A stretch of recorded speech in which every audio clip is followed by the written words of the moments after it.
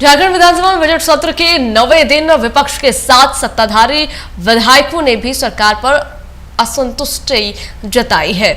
जहां पर एक तरफ बीजेपी विधायक ने झारखंड की विधि व्यवस्था पर सवाल उठाते हुए प्रशासनिक अधिकारियों के व्यवहार पर आपत्ति जताई, तो वहीं पर सत्ता पक्ष के विधायक ने राज्य में बढ़ रहे अफीम की खेती को लेकर के सरकार से जवाब मांगा है।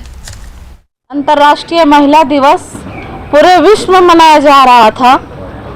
हम लोग गिरिडीह जिला में भी अंतर्राष्ट्रीय महिला दिवस मना रहे थे और वहीं दूसरी तरफ हमारे पूरे गिरिडीह जिला के जलसहिया दीदी लोग गिरिडीह समर नाले में धरने पे बैठी थी।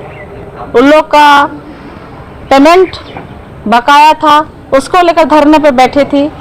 फिर उसके बाद गिरिडीह जिला के उपायुक्त आते हैं और बुरी तरीके से इस तरह से उन लोग के साथ दुर्व्यवहार करते हैं।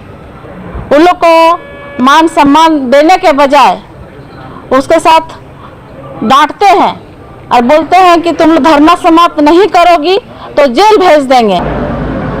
अफीम की खेती बड़ी तेजी से बढ़ रहा है और नारकोटिक डिपार्टमेंट कुछ कार्रवाई भी नहीं कर पा रही है। 2021-22 में अफीम की खेती 2000 एकड़ में हुआ। 2025-26 में अफीम की खेती बढ़ करके 27,000 एकड़ से ज्यादा हो गया। एक विपक्ष की भूमिका में जो बात रखनी चाहिए वो बात हर समय रख रहे हैं, लेकिन सरकार का जवाब ही नहीं आता है। आज हमने कटौती प्रस्ताव लाया नगर विकास विभाग का, जो यहाँ सरकार का वक्तव्य आया था उस पर, तो उसमें हमने स्पष्ट कहा कि होल्डिंग टैक्स के नाम पे हमारा कोडरमा जल रहा है।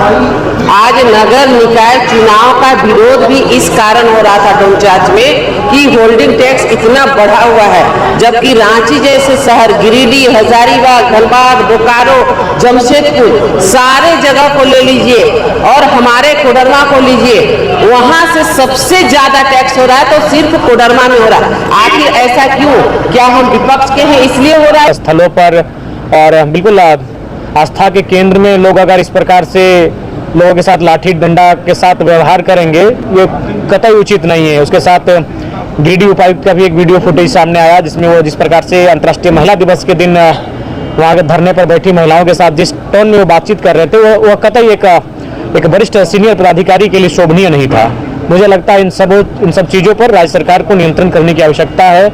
उन्हें तमाम पदाधिकारियों की विशेष क्लास लेने की आवश्यकता है, उन्हें नैतिकता का पाठ पढ़ाने की आवश्यकता है, चूँकि ये व्यवस्थाएं जनता के लिए हैं। जनता के देश में लोकतांत्रिक व्यवस्थाओं में जनता के साथ इस प्रकार का दुर्व्यवहार करना कहीं ना कहीं लोकतांत्रिक मूल्यों का